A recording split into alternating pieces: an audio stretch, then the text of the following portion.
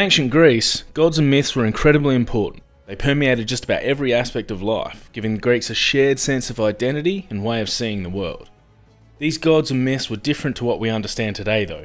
The Hellenes were polytheistic, poly meaning many, and theos meaning god. So polytheism is having many gods. So who were the Greek gods? And what were Greek myths? The major Greek gods were the Olympians, so called because they lived on the clouded peak of Mount Olympus. Zeus was the god of the skies and the king of the gods. Hera was his wife, the goddess of families and motherhood. Poseidon was the god of the seas, causing earthquakes and storms. And Hades kept the underworld with his three-headed dog Cerberus.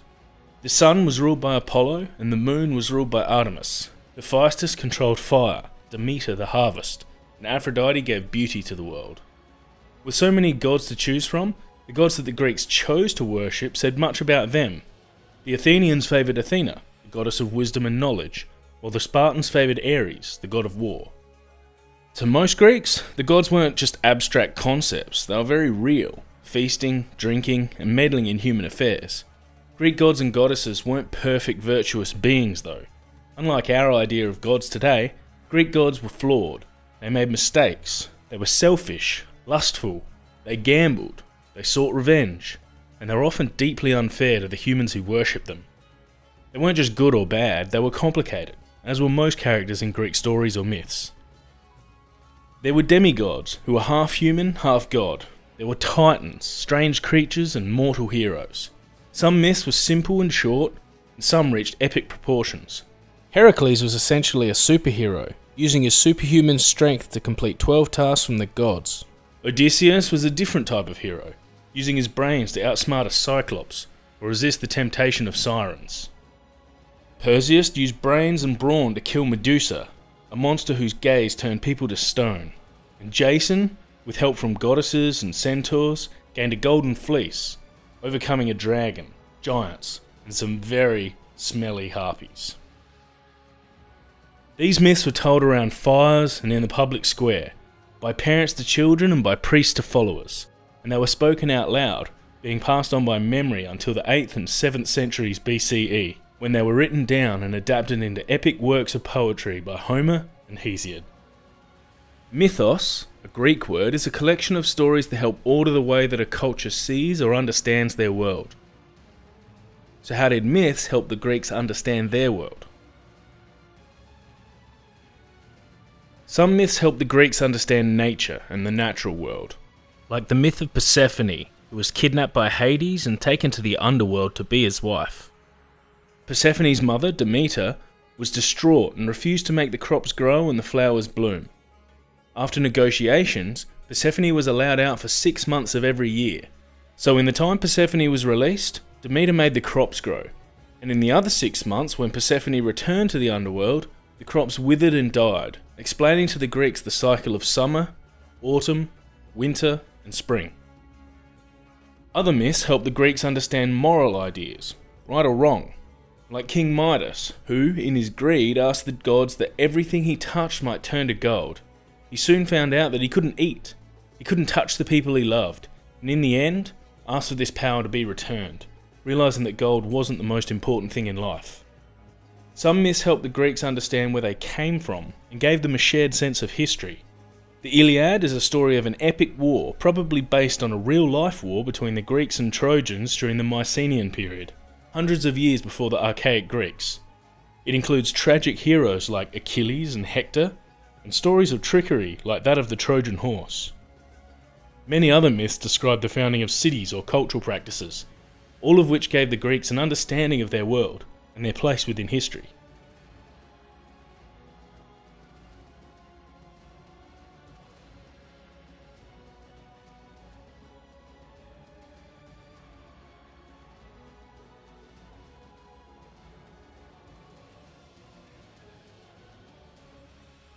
So these myths help the Greeks understand the natural world, morality, and history.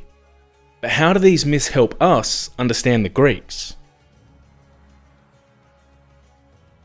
The first thing we know from these myths is that the Greeks were like us. They may not have had TV or the internet, but they craved stories and they craved entertainment. The difference is that their stories were told in person. Myths help us understand how sophisticated the Greeks were. These stories are not simple, and the gods and heroes are complicated. They're capable of both good and bad, like real human beings. In fact, this complicated nature of Greek mythology became central to a famous question posed by the philosopher Socrates, known as the Euthyphro dilemma. Is something good because the gods command it, or do the gods command it because it's good?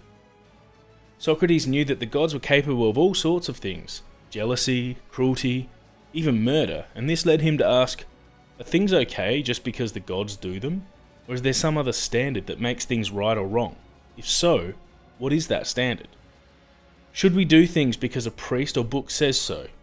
Or should we constantly strive to find the best reasons for anything?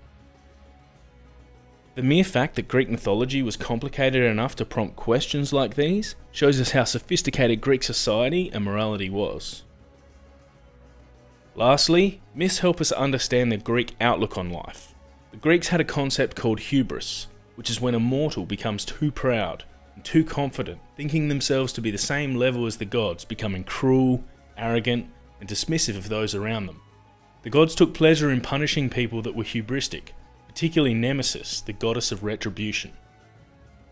Icarus, who helped create a set of wings out of wax and feathers, thought he could fly as high as the gods.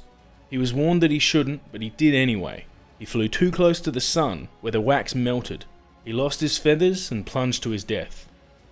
Narcissus was an incredibly attractive man who was obsessed by the way he looked, to the point that he ignored and dismissed everyone else. The gods tricked him into looking into a perfectly reflective pool, where he became so attached to his own image that he became trapped, withering away and dying. Achilles, Heracles, Odysseus, Jason, they were all great heroes. They all suffered from hubris, and they all eventually fell, most punished by the gods in horrible ways. The Greeks knew that they were like these heroes. Greek society was smart, was strong, and could affect the world in profound ways. But these stories of hubris served to remind the Greeks that no matter how rich or powerful, beautiful or clever they became, the world didn't revolve around them. There were forces in the world that they couldn't control. They would grow old and they'd die. They'd get sick and they'd fall in love, and they'd face conflict, both from within and without. These forces wouldn't change any more than the gods would, so what mattered was how they faced the challenges, how they organised themselves, and the values that they chose to uphold.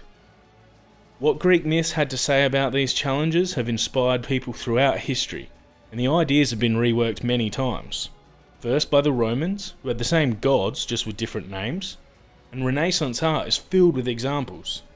It hasn't stopped either. Greek mythology still inspires ideas in books, TV series, movies, and academic fields like psychology, philosophy, and even astrophysics.